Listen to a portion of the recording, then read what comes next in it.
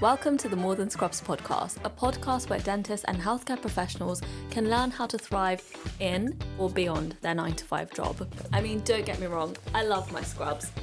But in this podcast, I want to explore how we can build a side hustle, a business, or excel in our careers so that we can have that work-life balance that everyone's always talking about. Healthcare careers have evolved so much in the past decade, so let's find a way that we can evolve with them. My name is Dr Kamal Chopra. I'm a dentist, a business owner, and I want to take you on this journey with me to find out how we can be more than scrubs. So let's dive straight into it.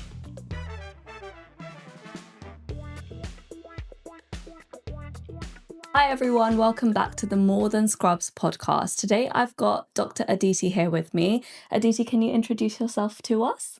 Yes, hi Komal. I'm so excited to be here. Thank you. I'm excited to have you. So I am a prosthodontist and an integrative psychotherapist, a hypnotherapist, a life coach and counselor, and a yoga and a qigong teacher. Amazing. That's an amazing list of accomplishments. What came first? Dentistry. Yeah.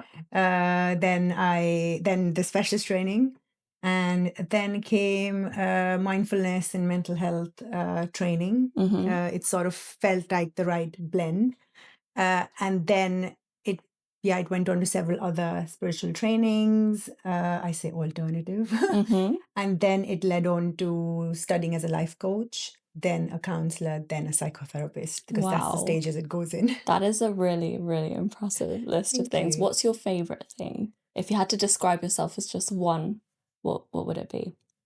Psychotherapist. Psychotherapist. Yes. Okay, so firstly, let's talk about dentistry. Yeah. When did you qualify and what was it like when you first qualified? So I qualified in India in 2010. Okay. And then, like everyone with big new dreams, you're about to, you want to change the world. Mm-hmm. So, but I wanted to study more. I wanted to do more. And then I started applying for my postgraduate training. Which is England, right? Which was in England, yes. And so I applied for an MCLIN in pros, and I got in. I was lucky. And I was really excited. I came here to do my training, did my MPros, and then I went straight into practice. Okay. And did you always know you wanted to do prosthodontics? No, actually, endo was my first love. Okay. But my professors noticed that I was naturally very good at prosthodontics. And when I went into practice after my undergraduate training, I also realized that, yes, this is something I am naturally good at. I don't have to struggle, especially dentures, which a lot of people don't like, but I used to love doing them. And that's where I got really curious. I went on to, a few weekend courses to sort of fine tune my skills. And that's where the love grew. And that's when I decided this is what I'm going to be doing. Okay. Yeah. And when did you realize that dentistry wasn't quite cutting it just enough? Yeah. And that you want to do something else? So all of my other training was because I wanted to just learn. I'm a nerd. I just wanted to know more and more. Mm-hmm. And I never thought that it would be one or the other. I always thought it would be kind of a blend, which did happen for a little while. But last year, when my flare-up of decovenous tendinocinitis in both my wrists was quite bad, so it was either surgery or pause. I didn't want to have surgery because I have a little one. Mm. And that's when I decided, you know what? Well, it was actually my husband who motivated me and said, you've got it. You've got all of this other qualification, which you can put to use like you always wanted to. Yeah. Take it further, develop it further, fine tune it. And that's when I took the leap of faith, as I say. Okay. So last year is when you stopped practicing. Yes. And went fully into your kind of new career, let's call it. Yes, yeah, new career. Yeah. And when was it that you actually started looking into all the other things that you do whilst being a prosthodontist? So this was since 2018, actually. Wow. So I've been doing it for quite some time. Yeah. And I used to assist my teachers, like hosting workshops and, teaching other things beyond dentistry as well. And I just really enjoyed it. It was something that I really looked forward to. Yeah. So it's been going on since 2018. Okay. Yeah. And what was it that sparked that initial interest? It was my own episode of sort of burnout. Okay. Where the only solution the science that is my GP would offer is a prescription, Yeah. which wasn't good enough for me. I wanted more. So I went into therapy and I said, Brett, I also need something more, like something was missing. So I started looking at other things like meditation. I started seeing like a Reiki practitioner because my mom was quite spiritual. So that was something, that part was kind of always open for us. Yeah. And from there on, it kind of just flew, like it was just flowing from one place to the other. Okay. So it's through yeah. your own experiences. Yeah. Otherwise, do you definitely. think you would have gained an insight into that world, or No, not? probably not. Probably would have got there much later. Yeah. But I think that really sort of pushed me into knowing more and learning more, which is why I went on to train as a psychotherapist, because I didn't want to know everything just as a client. I wanted to know it from the therapist point of view as well, to really understand, what is in the books, and just the geek in me. That's cool. So usually Yeah. people would just be the patient or the client and just get on with it. But you actually decided to step into the shoes of the other side. Yeah. Is that just something you do? Yeah. Yeah. Okay. Again, the inner perfectionist, which I try to deal with every day. Yeah. You just wanted to learn more. I got really curious. And even now I'm constantly reading. I constantly want to learn. And it really brings me joy. It's not something that tires me or bores me. Yeah. Yeah, it really brings me joy. Amazing. So what would you call your current career? I call myself an integrative psychotherapist. Mhm. So I say that I'm scientifically trained, which I am, but I'm very spiritually led in my practice. I also do workshops and group work because it really sparks joy. That's a really nice balance. Yeah. I think. Yeah. And when did you realize, is it through your own experience again as a patient that you realized that you could monetize being a psychotherapist, or kind of growing that part of your skill set? Yeah, I think I started to think more about monetizing it once. So last year when, this thing was happening with my wrist, and I had a little one at home, and I wanted more from life. I wanted more balance. I wanted, the balance that works for me. And that's when I said, right, I'm going to sit down and actually look at the figures and actually see how I can make money out of it. Okay. Then she was always going to be my mainstream. Yeah. And this was always going to be something on the side, but I said, well, why put joy part-time? I'm going to make joy full-time. So that's what I did. Love that. Love that. And the point of this podcast is basically to explain to other dentists or healthcare professionals that might be feeling burnt out or kind of in the same position that you were all those years ago, and just explain to them that, we don't have to settle for the career that we have or the position that we're in. We can do different things. So how would you say that they can follow your footsteps if they've had a look at what you do? I'm sure we're going to talk more in depth about it in a bit, but what are the kind of, lay it down for me, like a roadmap of what did you do to reach where you are now? I think for me, it all started with two things: curiosity and what brings me joy. Learning more about the human nature, how the brain has evolved, how we are shaped as human beings as we grow older, how those patterns keep playing. I got really curious. But also at the same time, what was going on was I was curious about something beyond that we can't publish. Like, why do people work with crystals, or why do people who meditate feel a lot better than people who don't? Yeah. There's something more than the books that we can't understand. And that sparked curiosity as well. And one thing I want to point out is that whatever I offer now is something I have practiced, experienced the benefits of, and that's what I say, right?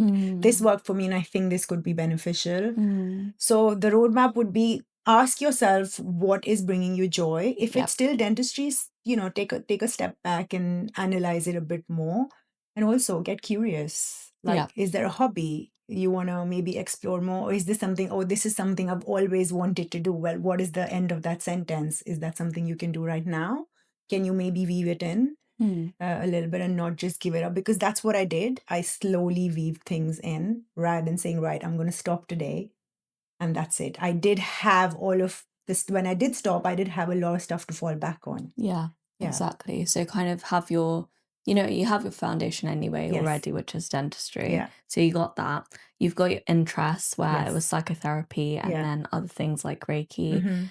you had your own experiences of doing Yeah. all of those. Yes. So if somebody's listening and they're like, oh, this stuff really interests me, should they go on courses? Should they experience it first themselves? Would that be your kind of first Yeah, step? I think rather than jumping straight into a course, experience it yourself. Talk to a lot more people who are in Yeah. a similar sort of field. Understand what are their own experiences, definitely. And yeah, I think you learn a lot with experience, right? Yeah, When like you your feel it. own, yeah. Yeah. And the feeling that you feel when you have any sort of treatment, Yeah. therapy, you can't really know it unless you No. have it. You Yes. can't be the giver, like a Yeah. dentist, for Yeah. example. I've never had a filling, so I don't actually know what it feels Yeah. like, right? It's not- But somebody who's had one would Yeah. be able to say otherwise. Yeah. Yeah. Absolutely. So yeah, I would say, if there's a retreat, maybe for example, you want to go experience meditation, go experience what it's like to feel something beyond the books. If it's painting, go experience, go sit in a class, go see what happens, see, does that still spark joy, understand more about it. Going on a course is easy, but actually you've got to then embody all of the skills you're going to get, Exactly. right? And if you do intend to take it professionally, then there are governing bodies for everything. So look at the governing bodies that would probably recognize the degree. What kind of work do you want to do? Do you want to work privately? Again, do you want to work in hospitals? So all of that. Yeah, agreed. Yeah. But so what are your current qualifications? So I've got a diploma in integrative psychotherapy, which is a level 7. I've got a diploma in counseling, coaching, Wow. hypnotherapy. I've done a 200-hour yoga teacher training in India. I've done a Qigong teacher training. And yeah, a lot of other And things like you as said, well. you've built it up. You I didn't do it have. like all in one go. It's a journey, No, right? it You is don't have to do it. absolutely no. And Yeah. trust me, it wasn't because, I was trying to get more degrees under my, it wasn't. It was just out of interest Yeah. that I wanted to. And it love just so that. happened that it has now become my full-time work.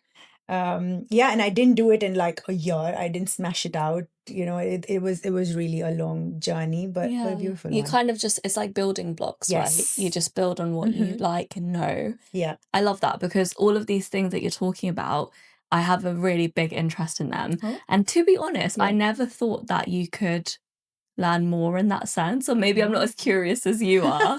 So I'm like, I like it, but I never knew that you could really delve that deep into it where you can. Yeah, I mean, once you open that box, there's Love no going that. back. You're just like, oh, this, oh, that. It's like getting me new. excited. Yeah. Amazing. So we've established that we don't have to jump the gun. We have to lay out our foundation and kind of be stable where you are in a way. Yeah. And then in terms of falling back, I would say this discussion's pretty cool because it's kind of, you've built a career from your hobbies. Is that correct? Yeah. Yeah. Stuff that you Absolutely. love. Yeah.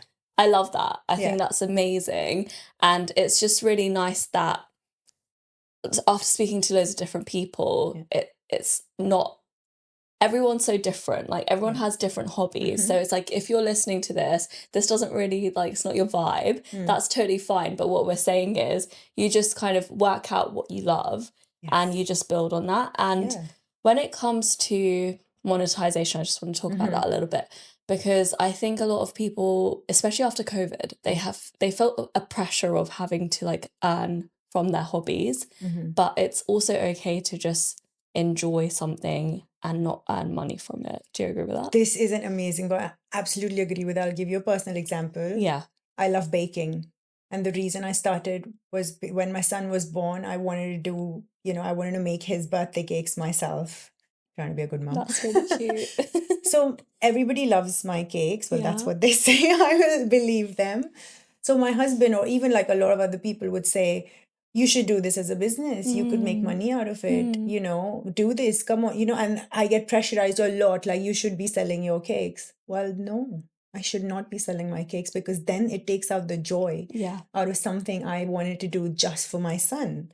Yes, okay, my cakes are good. And, the reason probably they're good and they're beautiful is because I'm doing them for, with so much love for my son. And so it's just, I don't have to. So that's something I had to sit back and tell myself that no, because I did go, oh, maybe I could have another business avenue.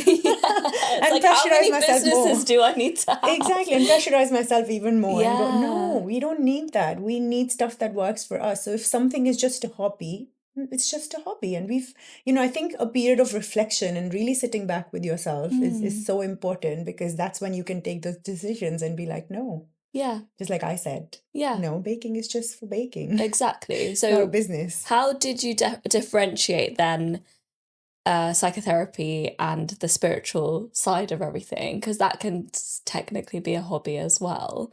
How did you decide, okay, baking can stay a hobby, but Yeah. this is something I want to do? Is it to help other people? Like, where did that come from? So I think it came from when I look around, be it students when I was lecturing, be it my colleagues, be it when you open any social media avenue, people are stressed out, they're burnt out. The system, because of the system, but dentistry is hard.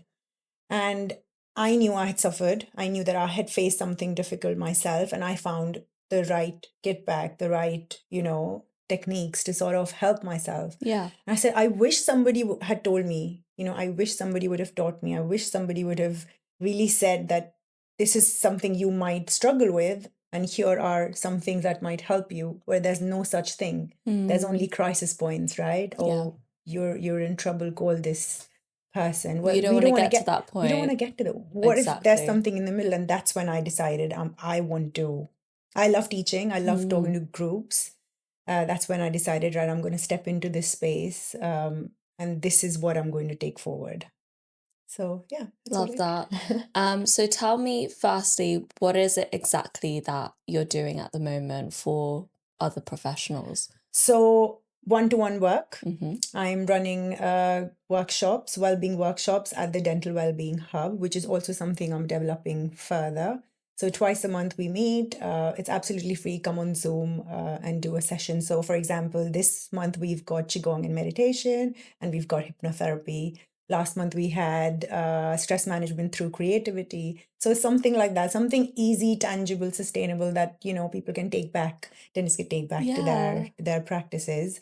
And I have developed compassion focused dentistry, which is a structured training, which is for practitioner well-being, and it really focuses on prevention of burnout. Okay, I want to talk more about this. Tell me more. So it's rooted in psychotherapy. It's rooted in compassion focused therapy, a branch of therapy and compassion focused staff support. It's something therapists use not just with their clients, but it's also being used in therapy groups for healthcare people. Okay. So the staff that works in hospitals, they undergo this training. And what they understand, the parts of this training are, one, psychoeducation. So you understand how your brain has evolved, because obviously we're all being of science. We want to understand how our brain functions and how that brain is actually shaping us as a dental professional, because I feel like that knowledge is really key. Then understand some of the myths about compassion, because this is about building your compassionate practice, which is not flowing just towards your patients, but also towards your own self, because that's something we don't do at all. No. Then we touch upon the inner perfectionist, the inner critic, the shame and the guilt that we all feel. And finally, we develop something called as a compassionate kit bag, which is a bag of tools that you can, use and just enhance your well-being and prevent the burnout. Prevention is key here. That is amazing. And why is it not something that we're literally given on our first day of first year of dental school, don't you think? Absolutely agree. This is why I feel so passionate about it, because I feel like so many of us, especially, people who are in undergraduate training, they could benefit with this when they graduate, especially now that we're talking about the new reforms and, people getting tied in. I think this is something that would really support their journey. 100%. There's no negatives of it. No. At all. And I think, again, when it comes to being at university, you have kind of a support system still. Yes. Yeah. And you can go, it's okay to go to talk to someone if you're struggling or whatever. But once you qualify, it's pretty isolating. It's pretty lonely. Yes. So then having something like this in your toolkit it's a no-brainer. It's a no-brainer. And this is why, the training, and then there will be sort of the ideas that there would be structured support afterwards as well. So there would be groups, there would be like an annual booster, and also the Wellbeing Hub, which is a community, where you come and you just focus on your well-being. You're not just about ticking boxes or about the teeth. You're talking about literally the person behind the mask, because we are, we're humans. We're humans. Exactly. And how come is it that, like, we love talking about courses that we go on, we love talking about all the upskilling that we do, but we never talk about our personal well-being. And that's the most important. Like, you go all these courses, but it doesn't matter if you can't function. Right? There's no point in doing a good composite if you're not feeling good enough, here or here. Like that, there's just no point in it. So you've got to build that, that inner strength, that inner compassionate self, that, I've got what it takes. I can do this, even on the hard days. And I feel like compassion is very misunderstood that way. Like, you think it's wishy-washy, it's going to make me weak. But when you say compassion, I think of the patient, to be honest. I don't think of myself at all. Which is so common, because that's what we are taught. That's what's like, ingrained forget in about us. your feelings, put them aside, wait till your shift is over, then cry in the car at home or something. But what about you? Compassion flows in three ways. One, which is towards our patients. One is when we receive it from others, where we go like, ooh, like, for example, someone gave you a compliment, and immediately, ooh, like, something. That's me. Or it would, and the most important one is you to you, self-compassion, which is non-existent, which we do not even understand what it is.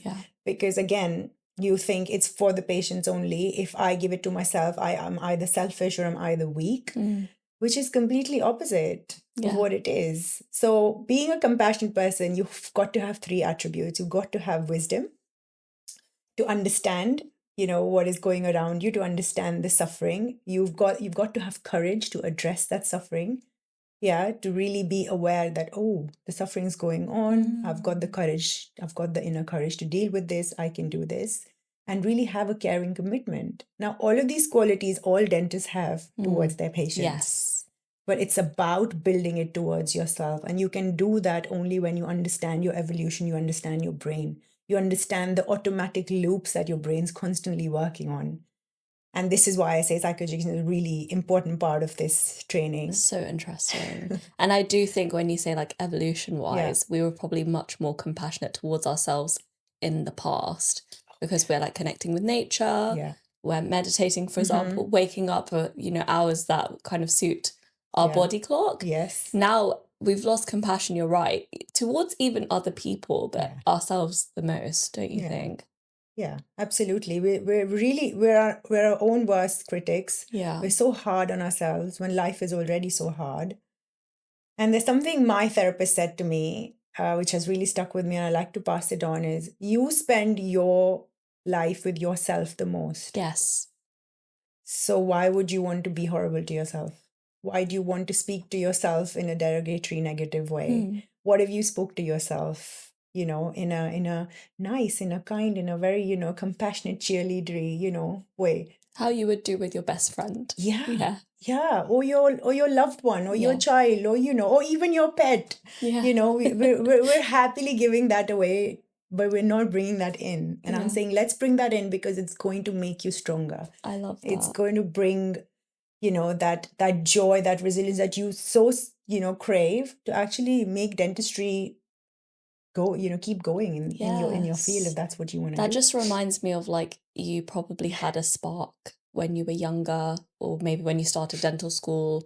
I was so excited, and now I'm like the opposite.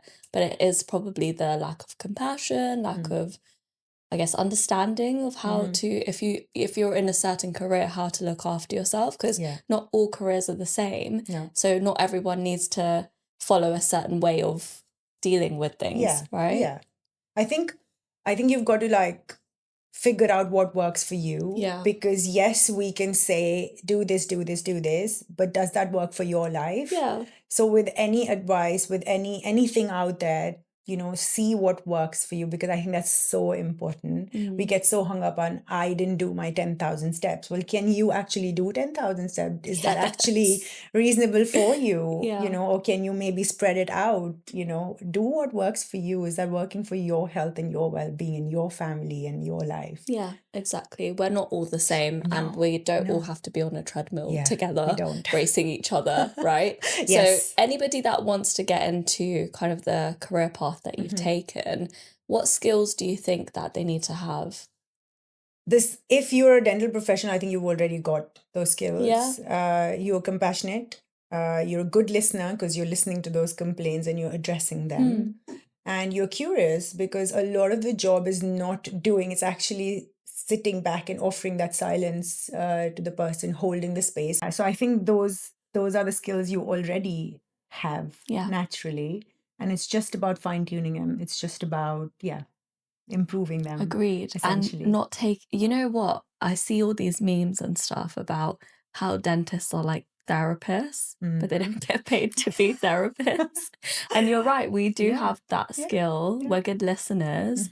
But yeah, fine tuning, because you don't want to take that baggage into No. me personally. When we're talking Yeah. about energies, for Yes. example, I feel like if I have an anxious patient or a sad, nervous patient, I really absorb their energy, and I don't know how to like get rid of it once Yeah. they're gone out of the room. So Yeah. I just feel depleted. Yes. So it's things like managing that, right? Yeah. And all of these things I actually talk about in my well-being I love that. stuff, because firstly, we are all beings of energy. Yes. Right? Each and everything being, we're all energy. So there is going to be an exchange. And when we are around anxiety all of the time, we're going to be anxious ourselves. Yeah. And guess where it gets stored? Not just in our brain, our bodies as well.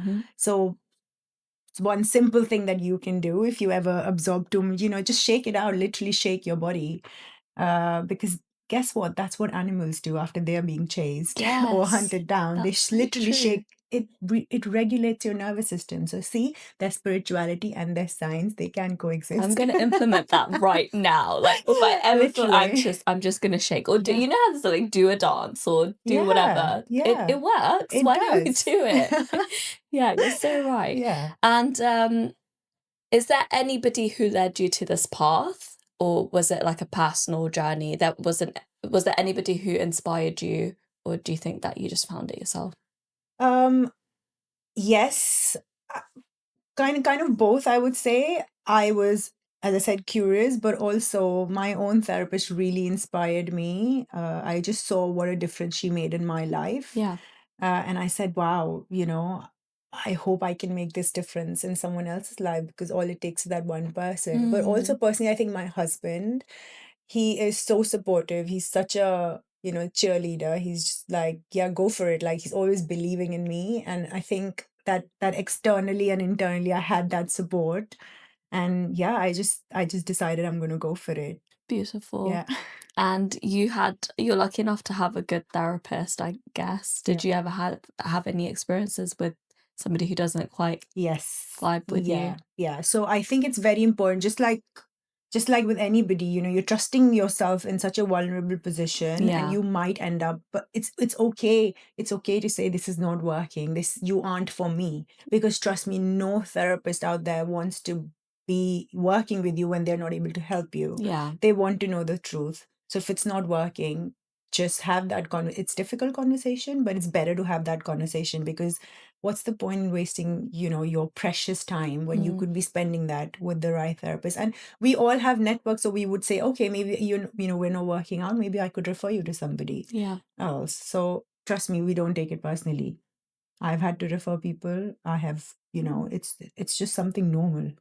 It's nothing to worry about. Yeah, fair enough. Yeah, I yeah. think it's like, again, having a dentist. Yes, you might exactly. Not You might get on with that specific one for whatever reason, and it's okay. So when you first started out, did you, again, this is going back to anybody that wants to go into this path. Yeah. Did you have to do any, for example, work for free, or kind of work experience, or reduced cost work? How would you say that if somebody's starting out, they've looked into what were the steps we said, that they've got their foundation, they've got their career in dentistry, they really love for example, spirituality or yoga or Mhm. psychotherapy, and they have looked into that, experienced it for themselves. They have maybe even taken the initiative to go on a course or two, and now they want to try it on other people. So how do you make that leap from just holding the knowledge Yeah. and giving it to others? So, as a part of your training, you will be required to do case studies and Okay. you will be required to work with clients, and you would be supervised as well. Right. You would have to have a reflective journal and you would be constantly sort of, supervised and made sure not only that you are okay, but also the client that you're with is also getting the right help. This is all for free and it's done as a part of your training. So, Perfect. most good trainings will have that. Yeah. Uh, And is it the clients are provided to you? clients are Yeah. provided to us, so we don't have to go looking for them. Yeah. Which is good in a way. And what the clients are receiving are low cost therapy. So yeah, it's very, very minimal, but the money isn't coming to us. Yeah. It's going to the college where you're studying. And which I think which is fair enough, right? Yeah. And so you get that work experience from then. After that, you could offer to do a few sessions for free if you are feeling a bit doubtful. But as a psychotherapist, you're meant to be in supervision all your life. So if you're seeing clients, based on the number of clients you see, you've got to have a set hours of supervision. Okay. That means is that you've got to have therapy yourself to to sort of unravel if you're having maybe a difficult client or you're having, you have some questions, you want to bring something emotionally, you can to that space. That's your safe space. And that's a requirement, just like the GDC sets out requirements for us. Yeah. Okay. So once you were qualified, then is it you're just out in the world looking for your own clients? Yes. So how did you find them? Yeah, that was a learning curve. Yeah. Because as a I'm sure dentist, it's you not sit in easy. your clinic and everyone comes to you. And you're like, my diary's empty. Why is my diary Yeah, empty? what am I to do with all of this time? Yeah. Okay, so I started to network, which was something I'd never done before. I started to talk about my work to anyone and everyone who would listen. Okay. I once was walking my dog. I saw someone reading a book about the brain. And I said, "Hey, hi, this is me and this is what I do." And I handed them my card. I also started working at a local therapy center, which is where I get a lot of my referrals from. Okay. And then it's just word of mouth. Yeah. Then it just goes from there. And I started to tell all my dental friends, anybody, as I said, who would listen, that this is what I'm doing. This is what I've developed. These are the workshops I'm running. I think that layer of, we're not taught to sort of promote ourselves. I think I got rid of that layer. And I said, look, if I don't talk about my work and I know it's important, then no one's going to talk about they're it. not. So, People are not psychic. They don't know no, that they're you not do this exactly. stuff. So if I want this to grow, if I want this to matter, then it has to matter to me enough to talk about it. Yes, exactly. Yeah. And I think that's a common theme. So a lot of people Yes. we've spoken to on the podcast have been they're business owners or they're starting something new. And networking is so important, and just putting yourself out there. Like people are not going to be able to guess that you do something or you're looking for someone to, help. You need to tell them, right? Yes. Yeah. And don't be shy. No, like literally have zero reservations. Like I have my visiting cards with me all of the time. I would love hand them that. out to everybody, and I even have my own logo, a hoodie. I have a love bag, that. and I would just carry it around. I'm like, well, you know what? Yeah, why not? I'll do what it takes. And the thing is, as an outsider, I would never think twice, like, what was she wearing? Or I'd be like, oh, that's cool. Like, I wonder what her business is, right? But as you internally, you probably think like, oh, should I do this? Yeah. But I don't think anyone else thinks negatively of it at all. It's just you, again, your own critic, right? Yes, absolutely. So these are the things you've got to sort of have a chat with yourself. Yeah. And, true, exude the confidence. Yes. And because it's another thing, like if my friend was wanting to promote themselves, I would say, you got to do these things. So why would you not say that to yourself? Yeah, absolutely. Yeah, exactly. So if, again, anyone listening is starting a business or starting some sort of side hustle, whatever you want to call it, putting yourself out there is super important. And how do you think you grew? Would you say you've grown enough to, well, you said last year that you stopped practicing dentistry. So were you at a point where you'd grown enough to be able to supplement the dentistry income with your other income? Yeah, I had some savings, and I was anyways working part-time. I did have a flare-up of my decovenous tenosynovitis, so it was kind of like a sign was given to me that, Yeah. it's okay. You're never going to have enough to stop. So yeah, You just have I to. just Like, had, this is the moment this you is the have moment. to. Like I had to, like, Yeah. physically, my hands were sort of also giving up. So I said, right, I'm going to take that leap of faith. Mhm. So yes, but I was advised by my mentor, like, if you could have at least 6 months of buffer to sort of sustain yourself While you build. your Yeah. other things, then yes, do have a plan in place. And sometimes you may need to work with someone else because you don't have all the answers. So you Yeah. might have to work with like a business coach, someone who can guide you, Yeah. who've done this, several times. So you did that? Yes, yeah, absolutely. Take help because we don't know. I didn't know how to build a website or what, what system connects with what. I had to learn all of that. I did decide to do it myself in the end, but I had someone guiding me through like, why don't you look at A, B, and C and then make the decision? But if you have a little bit of support and guidance, it just gets a bit easier for Yeah. you. So How did you find them? I just literally through word of mouth. My friend was working with this person and I asked them how it was, but I also sort of looked around and saw I was following a few of them already, seeing their work. So it's just about what aligns with you. Again, like finding a good therapist or And a it doesn't have to dentist. be specific to what you do. No, No. it doesn't, because They can implement that yeah, skill. the structure is the same. Yes. You just have to you will make it your own anyway. Yeah. In the end, so it doesn't matter. But get help, get support. Yeah. Sometimes you don't have to figure it out for yourself. No, and you don't It's have hard. you can't have all the No. answers. Nobody does, and you've Yeah. got to stop thinking that I should know this. You're not Google. Like, stop this. Yeah, exactly. Right? Like, get help. Agreed. We're meant to be living in a community. We're meant Yeah. to be getting each other's help. Take that help. Yeah, absolutely agree. And in terms of earnings, so do you feel like what you're doing right now is equivalent to what you were earning as a dentist? Do you feel like it's more, less, or what's your thoughts It's way on less. way less, but But happy? it's way Happier. way more balance, way more joy, Yeah. way more physical health,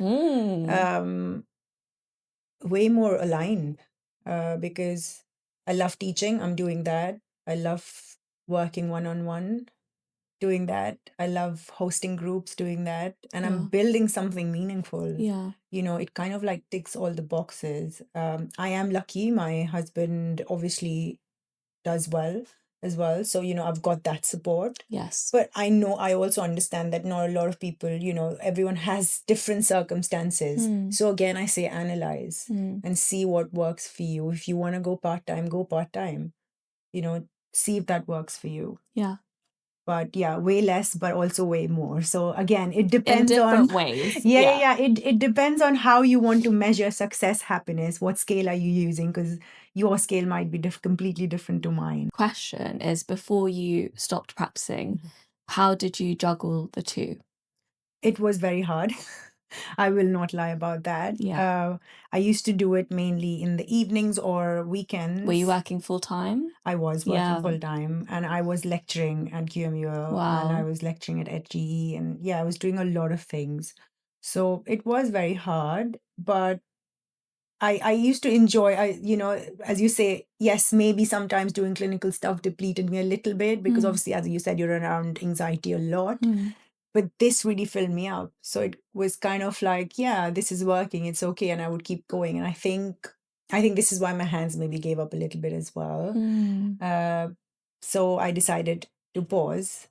But yes, I would say that's when compassion comes in the most, because it's hard to juggle both things because dentistry is so demanding. It is. After a day of full dentistry, it's very hard to do other things. It's very hard to do other things. Even speak to people. Yes. Even speak to people, even self-care, even motherhood, even anything, just life becomes hard. Yeah. So really, compassion helps you to stay motivated, to keep going. So if you didn't have to stop dentistry because of your hands, do you feel like you still would have carried on, or what do you think? I think I would have tapered it down myself, and gone really maybe once or twice a week. And done the other stuff more. So this kind of came as a blessing in Yeah, disguise, for which you don't sure. think at the time because you No. think, oh my You're like, God, what am I gonna do?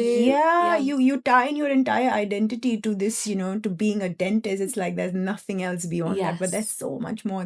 That's not your identity. Yeah. It's just a part of you. There are other parts of you, and you've got to meet them, address them, live with them, enjoy them, not just be the dentist. Absolutely Yeah. agree. I kind of I don't like saying it anymore. Like when people say, "What do you do?" I'm Yeah. like, "I'm a dentist." But I'm other things too. Yes, exactly. Yeah. And don't you feel like when people describe their jobs who aren't in healthcare, they go Yeah. into a little bit of detail, like Yeah. like, oh, I work in this sector and I do this and this. Yeah. But we're kind of just like, I'm a One word. dentist. That's it. One word. Yeah. And now I give them a whole essay. I love this is your what- essay. I literally love listening to that. It's so nice. It's like I've- music to my ears. I've had to sort of like shorten it because it's too long. Yeah, no, don't shorten it. It's great to hear. Honestly, it's really nice because it's just really inspiring. It feels like, wow, if you can do all of that, we can do like even a fraction of it will be really great. Like whatever you love, it's just so whatever you love. nice to be able to incorporate that into what do you do? Yeah, exactly. Right? Just, and I do, I would even include motherhood. I do motherhood. Yeah, it's tough. That's a big one. And that's another thing, like we never include that, right? No, That's you not just- even something that you mention. You just take it for granted that, you're going to just have this little child to take care of full time while you're Yeah. addressing all these Who other things. relies Like, on you exclusively for Yeah, everything. everything. And, we forget how much responsibility we hold as mothers. We're literally shaping the future. Yeah.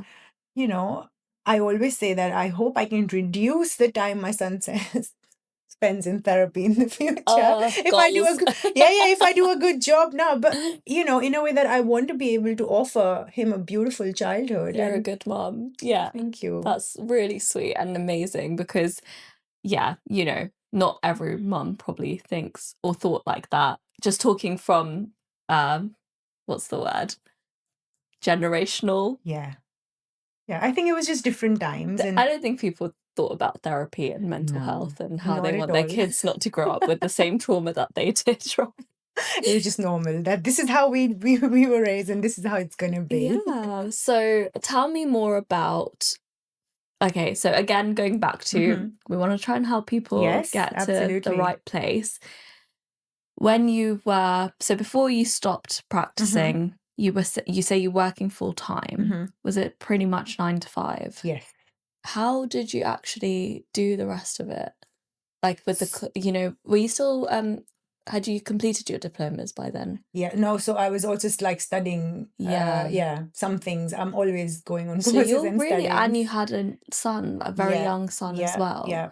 How did you do all I that? have a Because I very- don't think that most people would manage. No, I have a very supportive husband. He's full on. He's not just babysitting. He's a Yes, co-parent. good. And so I am lucky that way. So whenever I would be sort of seeing clients or going on a course on, writing a thesis or whatever, Yeah. he would be holding the fort down. You are Superwoman though. Yeah, I don't know how. It's hard to pin down. It is not easy, Yeah. but I think it boils down to it was important to me. It Mm. mattered. It brought me joy, and that's why I did it. Same thing with when I was doing my implant dent, right? It was hard work, but I don't even know how I did it, but I did it. It's just It's like when a you're dream. You just walk you through just- it. Yeah.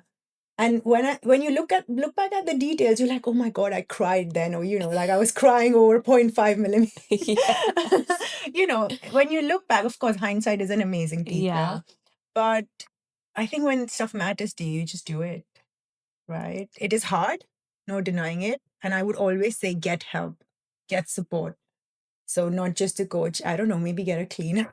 Yeah. Maybe, ask a friend like, oh, would you mind looking after my child for an hour? Or, anything, just has to be small things, but ask for support. If it's not offered, you ask for support. So that's one way of preventing burnout Yes. or stress. Absolutely. How else can you do Oh, it? make a list of things you don't need to do. Don't need to do. You don't need to do. Like? Maybe I don't need to change the fire alarm battery just this yet. It can wait another day because it don't hasn't keep gone. adding to your list. Yeah. Don't overwhelmed. unnecessarily keep adding on to your list. Yeah. You know, and prioritize. Today's day, I can only do this much, and I can only do this. You know, I can do motherhood along with this, and I can do. It's not going to be a perfect day. We've got to let go of that notion that we're going to be perfect in every avenue of our life every single day. It's just not going to happen. That's when we burn out, because you know we're addressing that. We're following the orders from that inner perfectionist. That's just not going to happen. So get help. Make a list of things that you don't need to address today. Maybe you can put it off until next week. Prioritize, really focus on, this is what I need to do today, and that's what I'll do, and I will stop. Make sure you do stop, because it's always nice to tick more and more boxes. Do you feel like you implement these things? Yeah, definitely. And I've had to work on it. It's not something that comes easily. I won't lie, because I think as dental professionals, we are a bit of perfectionists. It's innate in us. It's sort of ingrained in our training. So work on it, work with it. And on the days that you fail, be compassionate. That's when you're like, okay, maybe I could have done better. You know what? I'm learning, I'm growing. Yes. And I will do better tomorrow. Do you know what? It all comes back to that. Just be compassionate. Yeah. It's kind of simple things that we forget exist. Because if we're compassionate, we can actually motivate ourselves. Whereas if I told myself, you know, you're horrible, you can't even get this done, am I going to feel like actually doing my work? No, I'm going to feel even more, you know, depleted. I'm going to feel worse. I don't want to feel that way. Yeah. So, yeah. Agreed. And do you think there's any cons of, well, you know, you were juggling a lot at that time. Do you think there was anything that was kind of in the back, like stressing you out, or, well, your hands, but talk more about that. So is it just because of dentistry that it happened? Yeah, so it was repetitive moments. It started before COVID. Okay. I had 2 rounds of steroid injections, and they didn't work very well. Luckily, COVID happened, so I got the rest that I naturally needed, because we weren't actually doing anything clinical. But when I went back into it full time, and I was with my little one, it aggravated a lot more. And the last option was to have surgery, and the recovery would take really long. I would be not allowed to do anything, not hold my baby, not do anything, which just was not possible. And the results weren't guaranteed either, like with anything. Yeah, exactly. You know, that it may not work. Well, that wasn't an option for me. So yeah, I think that's what really pushed me into stopping. And I think the thing that I maybe ignored was, I was doing all of these things. They were bringing joy, but also maybe I could have taken care of myself a little bit more. I maybe in hindsight, as I say, hindsight is a good teacher, maybe cutting back on something that I didn't really need to do. You know, maybe cut back a day of clinical dentistry, or maybe that would have helped me even more. So the reason I ask is because obviously we're talking about this, and you seem like such a amazing person who managed to do all of this stuff, but I don't want to make anyone feel like, you know, again, that comparison, or they have to do 100 different things a day to be successful. Absolutely not. So it's more that if they are struggling between, should I stop something, should I cut something down, what's the sign that they need to? If the thing that was supposed to bring them joy is now actually depleting them, step back, reanalyze, recalibrate, and see, right, why did I start this side hustle? You know, did I start it to make me feel miserable? Or did I start it because it brought me joy? Right. What am I doing wrong right now? What steps can I take to keep tapping into that joy? And if, you know, you've got that financial structure in place, then okay, maybe you can make some changes in your life. Yeah, but like you said, that, you know, it filled your cup. Your side hustles filled your cup. So then you kind of knew that the thing that's got to go is the thing that's depleting you, which was dentistry, right? Absolutely. Yeah. So you're right. You just have to take a step back and analyze I'm sure it's easy to figure out for most people. Yeah, I mean, just take a step back and be real with yourself. Have that conversation in all honesty that, Sometimes it's not even career. Sometimes it's No. relationships or it's Yeah. just your surroundings, where you live or Yeah, whatever. exactly, where you live, or where, maybe you're not living in the right area, or, maybe you're traveling too much for work. Yes. Maybe cut down the travel. Yeah.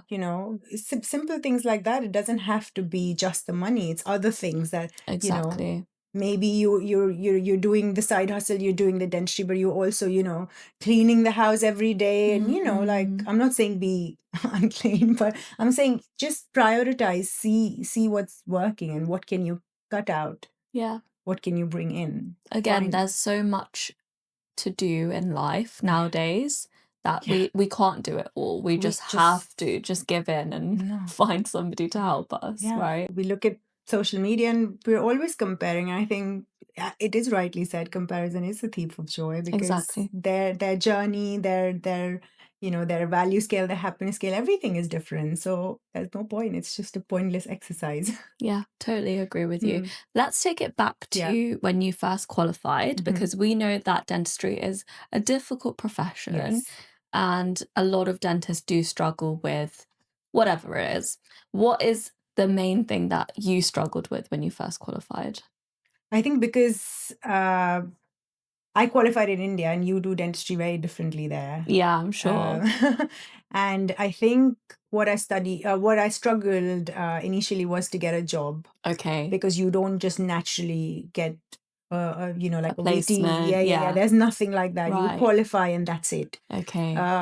In fact, for the job that I did, I didn't get paid at all.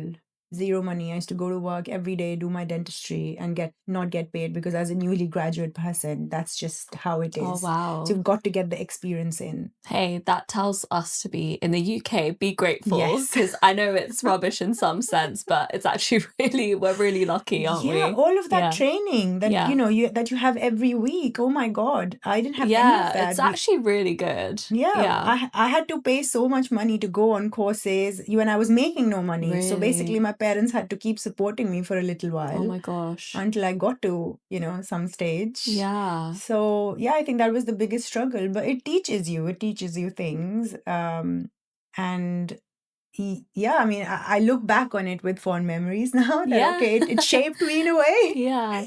Okay. But yeah, that was. I didn't realize it was that hard. Yeah, it's really hard. Crazy. Unless you have connections or money, connections, that you can open up your own practice. That's mostly how people do it, isn't it? And yeah, just open up your own practice. So I didn't have that. And to be honest, I didn't want to ask my parents why. They've already invested their lives, their hard-earned money into giving me this training. How much do they need to keep doing and giving? Yeah. That's true. Yeah. Okay. And then what do you feel like caused you, you talk a lot about your story and burnout. So what is it specifically that caused that? Specifically, I think it has to be my physical health for sure.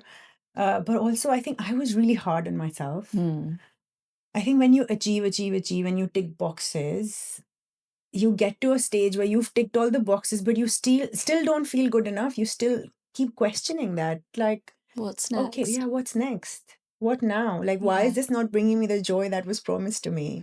Why is it not bringing me any happiness? Or, I should have felt like I've had it all. I do have it all on paper, but I still feel hollow. Okay. So I think that's what I felt. And that also contributed to a bit of my burnout for sure. And then, so when I was, my first job was actually not in London. It was far away from where we were living. And it was really hard being away from my husband as well, doing that travel. I used to travel like 3.5 hours every day. Wow. So that travel wasn't helping me either. So it was a lot of factors. Yeah. And I feel like it is very hard out there for overseas dentists. And there is another side to the story for sure. And it was also very hard because I did my specialist training. So I was on the specialist list, but then I was doing my VT training. Yeah. So it was kind of like I was going backward. Yeah, Like you still backward. have to do that, even Yeah, though I you're a still had to do that. specialist. And I still had to go and learn how to do onlays and dentures, even though I was on the specialist list. Crazy. Yeah. So Yeah. obviously it affects your confidence a little bit. It starts to make you question. And I think it all sort of added on and led me to that stage. But yeah, I was still grateful that, okay, I've got a good life. I've got a good husband. I'm living in a nice house and, everything. But yeah, there's also it's never one thing, I say. It's never just the dentistry, I say. It's a lot of personal things that happen and Yeah. then build out. So again, look, step back, analyze, see what's Yes. going on. Yes. Yeah. When people say, oh, I've been thinking about this case and there's a lot of anxiety. And I'm like, okay, hang on a minute. What is that? Where is this anxiety coming from? Because it's not coming from this case or this patient. It's coming from somewhere else. And it's really just nice to, take a step back and ask yourself those questions. Yeah, totally Yeah. agree. Wow. Okay. And what's a message that you have for any dentists that are feeling stuck or burnt out, or just that they want to make a move but they don't know what to do? Any words of wisdom for them? I think firstly, just question, do you really want to make the move? Do you need to make the move? Because dentistry might be your calling. Yeah, 100%. I'm not encouraging everyone to No, quit, that's not that the might point. be, but it's, as I said, it's not always the dentistry that's causing you the stress. It might be your overall life. And I think it's really nice to evaluate what are your values? What is it that you want to achieve out of life? What are your hopes? Yeah. And when you start to align your life more to your, what do I want and what do I need, along with what my family needs and, all of those factors, then you start to live a more aligned life. Maybe it looks like working 5 days, maybe it looks like working 2 days. Yeah. Yeah. And so I think really step back and reanalyze. It may be that you might want to just continue with them because it is a nice career. It is, 100%. Yeah, it you gives get a lot of perks that other careers don't. Yeah, which we don't see until we actually quit. Grass is always greener on the other side, Yes. right? Yeah. And yeah, it gives you good money, it gives you stability, it gives you a lot of things. So maybe that's something you want to stick it out for because you did study really hard. Yeah. Right? So yeah, I would say first step back, reanalyze, recalibrate. And if you feel there's a hobby that you want to maybe see, you want to you're curious to see where this leads, go for it. Go speak to people who who have done this. Yeah. Take help, take support, and do it that way. So 3 things: analyze, be compassionate, network. Yes. I think those are the 100%. top things I've taken, and shake when you feel anxious. Those are the takeaways from this. Yes. Okay, I've got a nice question for you. So when, if you were not a dentist, or what you do now, what's your dream job? And tell me more about why.